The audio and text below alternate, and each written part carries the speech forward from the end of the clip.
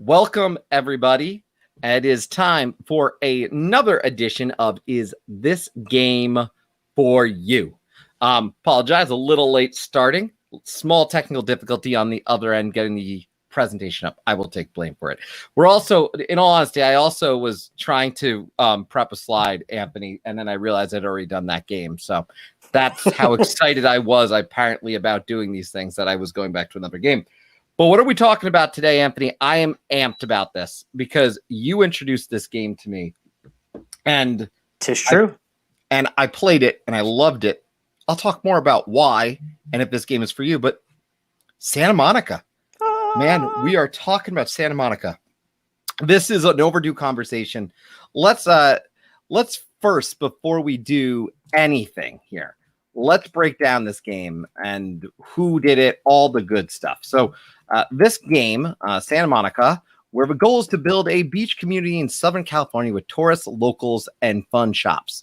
Designers Josh Woods, artist Jeremy Nugent and Josh Wood, and publisher is Aldrich Entertainment Group, or AEC. So, it's a game. AEG. What did I say? C.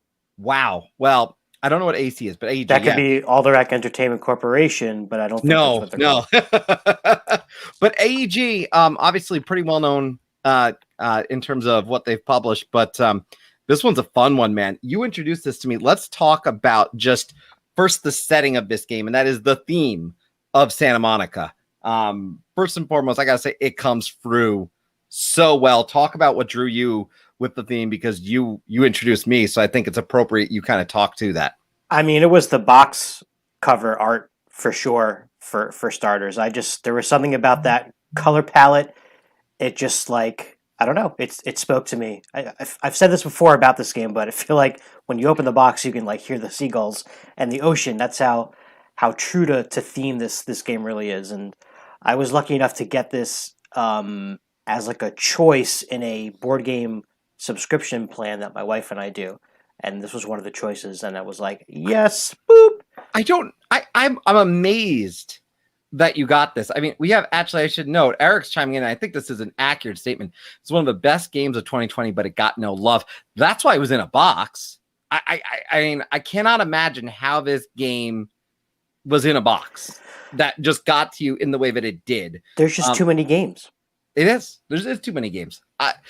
This game, though, from thematic perspective, I mean, I've visited Santa Monica. It fits. I mean, the idea of this game, and we'll get into gameplay momentarily, but when it comes down to it, the idea of the tourist and managing what you're going to do with the tourist versus do I want to go for working with the locals and so many different ways to win in this game that I think it's just exciting.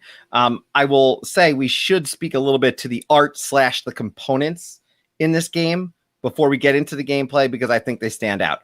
I mean, you look at just the meeples, obviously these bright colored meeples. I love the little camera on the tourists. That makes me smile. Yeah, it's amazing how one little piece of ink can change what that meeple looks like. And I'm also glad that they are the shape that they are. I love meeples. Like, I mean, don't get me wrong, but every once in a while, it's nice to see a different shape than just the standard, round starfish shape looking meeple. And these really look cool, especially when you're moving them around the board. And yeah, the camera and the sunglasses is great stuff. Yeah, and I mean, everything in this game, it's simple. The work is, the art and the commodes it's really very simple in when you look at the core pieces that you're using constantly, but there's enough differences and they're striking. So to me, that captures a lot of it about the value of games. It's striking but simple, and that's how I think about the gameplay in this game. So let's actually just break down the gameplay a little bit. You have a starting card as you start this game, and that starting card is a larger card. It takes up double the size of what the other cards you're going to collect in the game are going to be.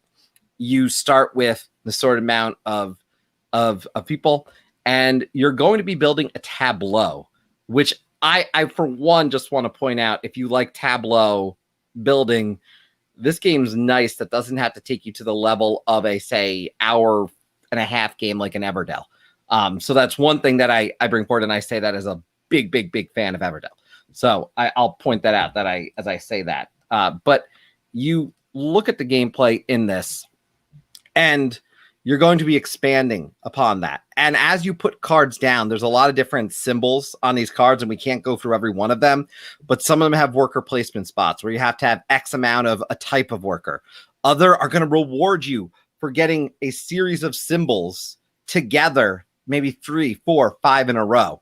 And the rewards you're going to reap are really valuable, but it also causes you to be faced with choices because you might have a really good shot at one thing, but you have to choose between, do I want to do this or do I want to play something else that sets up maybe even bigger play, but there's a risk involved because I'm going to need yet another card that has said symbol. So I like that about this game. I mean, this is your shot, so you can speak a little bit to what's going on here. But the idea here is, again, a beautiful tableau. And let's talk a little bit about part of the gameplay is there's these VIP characters. Can you tell everybody a little bit about the VIP characters and what they do? Right, so I believe everyone gets one VIP character no matter what your starting building is. There might be one that has 2, I forget. There is one with 2. I should point that out because when I did this with my son got the one with 2, which was a very nice advantage and but the game was still very close. So I point that out. It's a nice advantage, but it's not like a game breaker or anything like that, which was my concern. Right. No, well, to your point, because there's so many ways to score points in this game, you're not going to get bogged down with just one thing. So you might not even really touch the VIP that much and still do well and maybe even win. But the VIP specifically has. So Chris talked about the different symbols on those cards, and they're this is a sports activity, this is like an oceanfront thing, this is food or whatever. And the VIP wants to visit particular places in one of those categories. And so if you ever move them through one of those spots, one of those cards, you put these footprint tokens down to show that your VIP has been there. And that's just one way at end game that you score some points for your VIP. But this is a good shot, I think, where you could see that. And you could see some of those symbols, too. You could see some of the symbols that you're going to get in the game. They're very obvious symbols. Honestly, you could call it the palm tree in the camera as opposed to a tourist or retail. It doesn't matter hypothetically what you call it. They're very easy to understand. And that's part of the accessibility of this game, which is visually, it's all fairly clear what you need to do. You got to learn what these symbols mean. Yeah, for sure. But that's not that hard to do. I mean, my 8-year-old did it. So I feel very confident. It's a very accessible form of gameplay to kind of pick up just because the symbols are easy to see. Yeah, it's one of those things where the symbol, once you learn one, it just sort of plugs itself into the other, and you're like, okay, obviously this one means this with this particular symbol. But again, if you want to not pay attention to some of those things, it's okay, because a lot of these cards have multiple symbols, as you can see, and you're not going to always get to do everything on there. Some of the stuff is immediate, like it gives you another couple of people or some money right away immediately, and then some of them are end game scoring. We should point out, though, you mentioned the tableau. So the starting card, a tile, is long. It's double, right? It's 2 card lengths on stack on top. And then from then on, you're building the tableau, but the bottom part is boardwalk, right, stuff, and then the top part is beachside. And so you have to put those cards on top and those other cards on the bottom, which adds to the strategy in how do you choose these cards, because there's going to be a display of, I believe, 8 cards out altogether.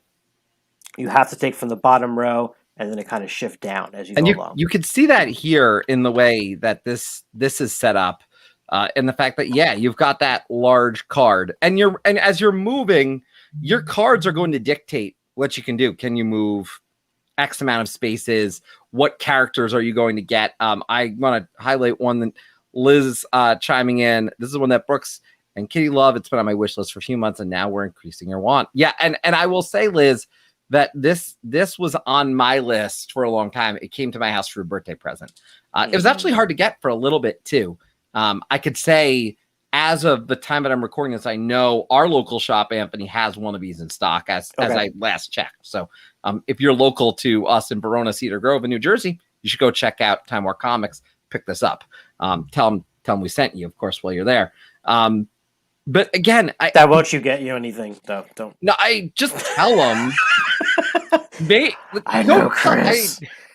Maybe look at how we are. I have talked to them. I'll note I've talked to them. We're going to be doing some unboxings and other stuff there. So no, in all seriousness, they do love Chris there to the point where I actually got a game. Chris was able to get a game for me, essentially for nothing, because of them. So yeah. all joking aside, Yes, they had rock. a $10 shelf, which it's a wonderful thing, right?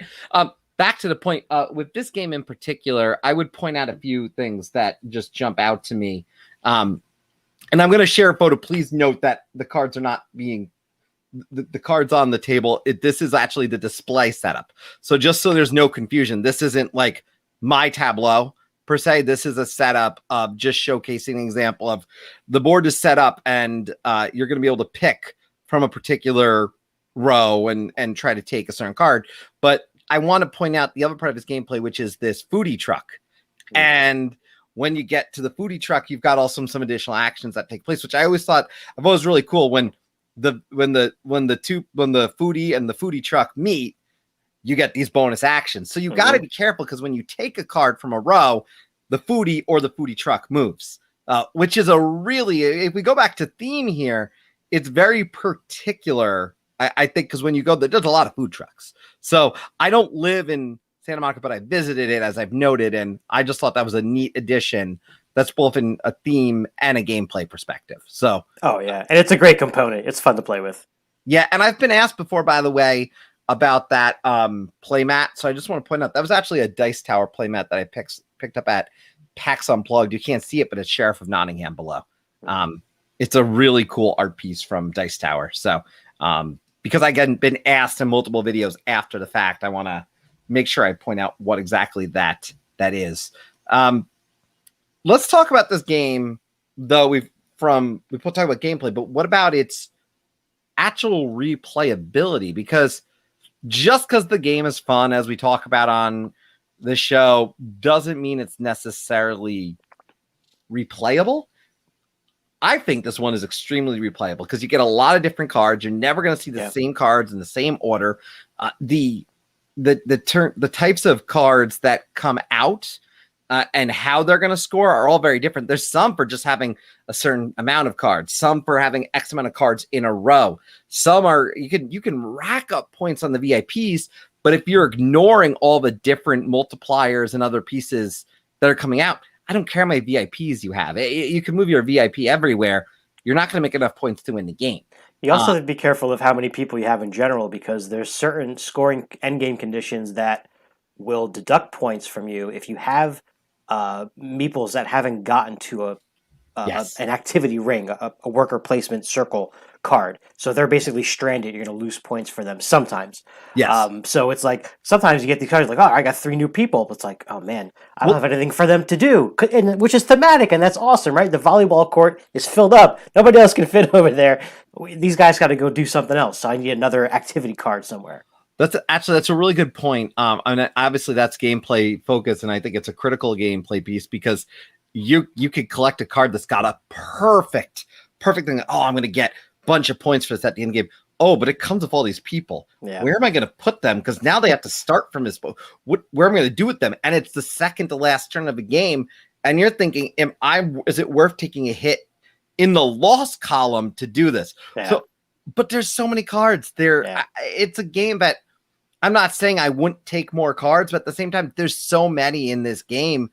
It's not something that's like craving more cards. Like sometimes we'll talk about a game and it's like, I wish there was a little bit more. I wish it had another. I believe there is an expansion announced for this game. And that I believe you're right. What I'm saying is I don't know that I even need it for it to be replayable. And I think that's for sure. There's a ton of cards in this game. Eric, by the way, saying it's perfect gameplay when you're down the shore in a hotel room, but it's raining. Sounds like you're speaking from experience, my friend. Yes, it does sound like a little bit of experience, doesn't it? But yeah, that's a great one to get on vacation. It's it's not a huge box. It's like middle of the road. It's a ride size box. It is not large. If you look behind me, it's right there.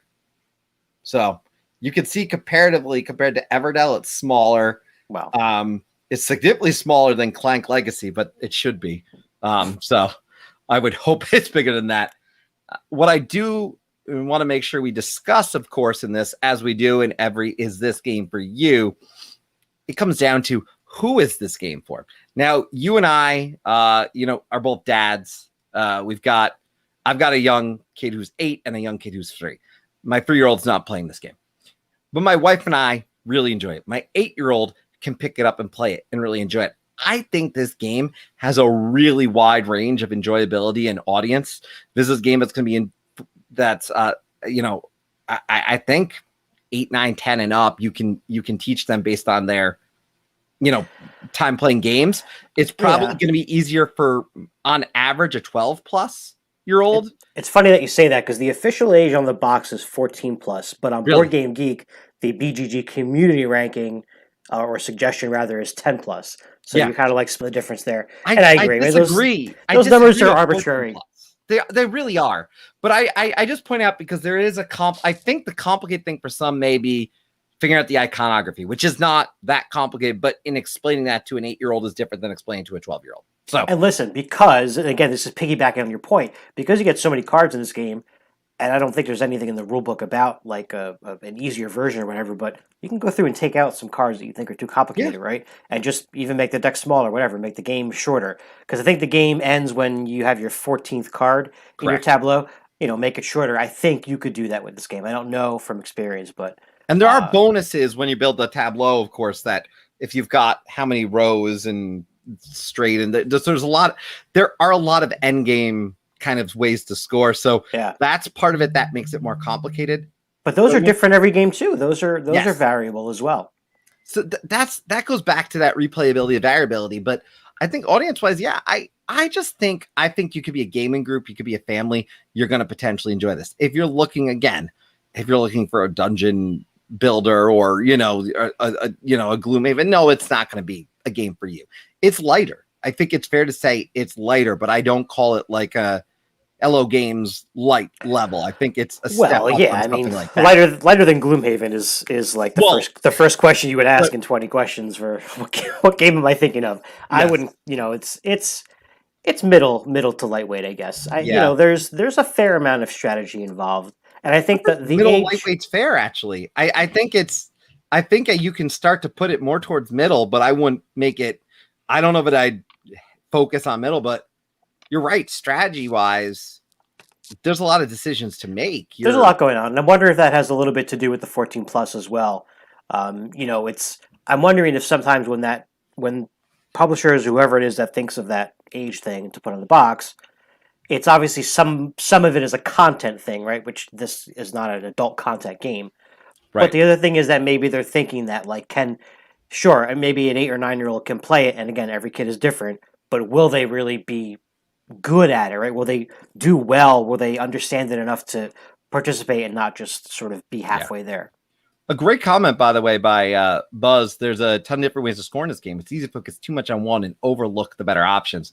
It's a very good point with this game. I think that is kind of what a lot of people probably will do in this game on their first play. They'll get really focused, like, I can win on this. And that's something that comes from playing other games. I think this game is balanced in that way.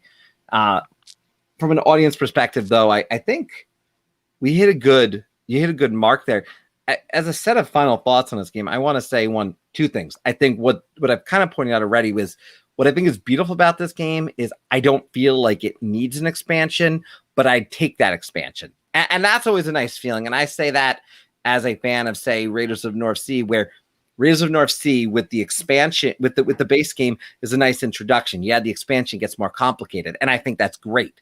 So if the expansions to go that kind of round, you even up the ante a little bit, I like that kind of thing. But this game as itself doesn't need an expansion, and they're going to be happy if you never own an expansion for this game, or with one that had never happened to exist down the line, you'd be perfectly happy.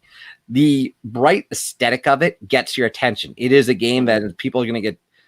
People have heard me say this on the channel many times now, but I'm a big fan of that game that gets your attention at the convention. You look at it, you say, I want to play that. This is going to do it. Not because it's huge, not because it draws your attention for that reason, but because it's bright and there's a joy to it when you look at it on the table. So for me, those are my big thoughts on it. And I think this is a game that will be great for anyone's collection because it fits from a family perspective, but it also fits for your gaming group or for the bulk of gaming groups. As I said, if you're playing heavy games and you're only into heavy games, no. But if you like light, medium weight games, this is going to be a game you want in your collection, or you at least want to try. For sure, for sure. If you like light, medium weight games, then you probably enjoy games and own games that have a lot of the mechanisms that this game has. If you have any tile laying game at all, I know they're cards and not tiles, but it's essentially the same thing. It's like that. You have to match them up. There's some restrictions there, and just drafting in general is very popular in a lot of games. It's easy for people to understand. And then set collection, which is goes back as far as Rummy basically. So you're looking to collect those different symbols, and a longer chain might get you more points. Sometimes you can even do it more than once, right? It might be like for every set of 2 cameras, you get X amount of points, and you can have them here, here, and here. Should point out real quick, there is, and this I know is gameplay, but a couple of ways that you can move cards around sometimes in your tableau. Yes. And there's just going back to the artwork, like.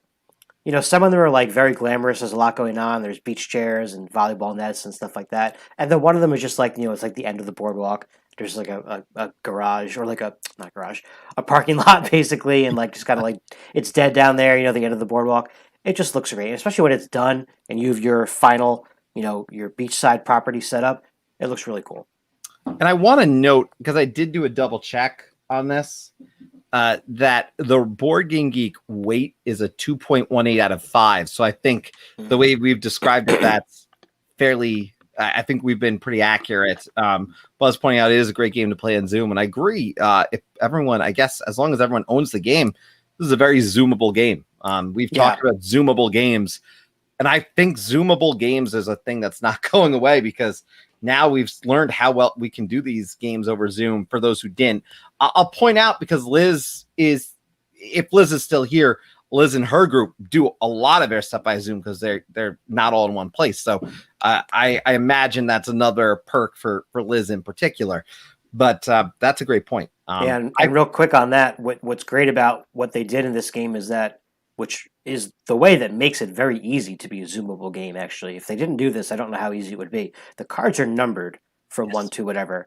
And so I've actually played this over Zoom, and as long as one of the parties participating puts their deck in order, that's kind of the only prep you have to do, then the other person has the display set up, and as soon as a card gets drafted, a new one comes down, you flip it from the deck, what card is, it's 51. All right, let me find 51. Right. It's in order. Here it is now. I have the same thing that you have in front of you is in front of me. So that made it really, really, really easy to get done.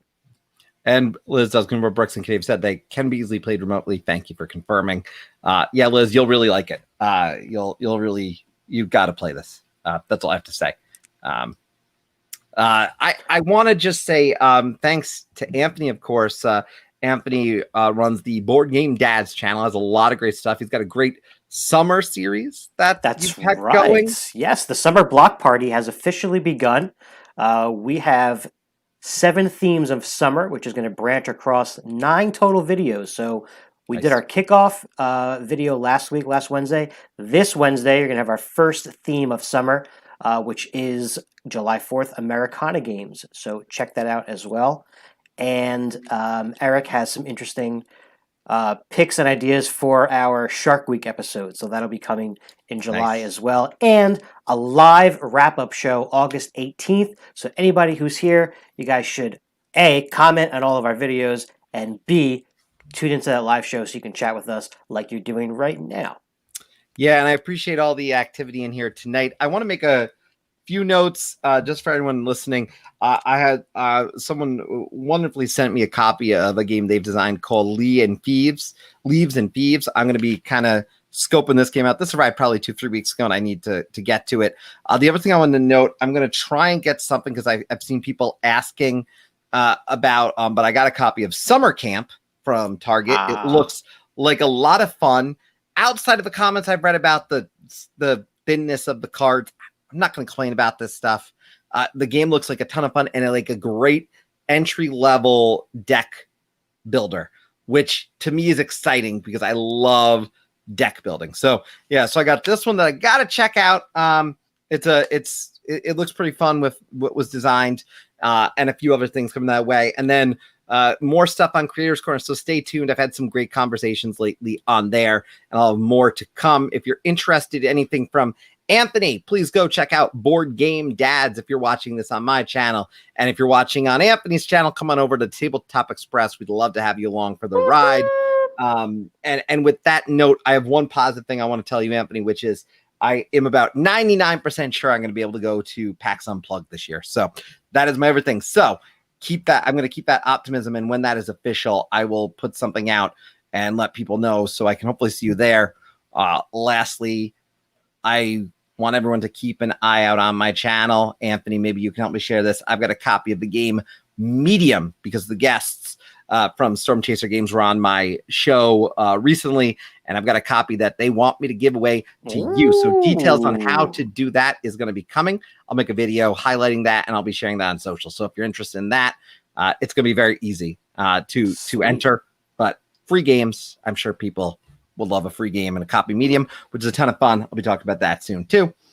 On that note, please go check out the series. Thank you for joining us this evening, and I hope you all have a great time. I thank you for taking a ride here aboard the Tabletop Express, and we'll be catching up with you all very, very soon.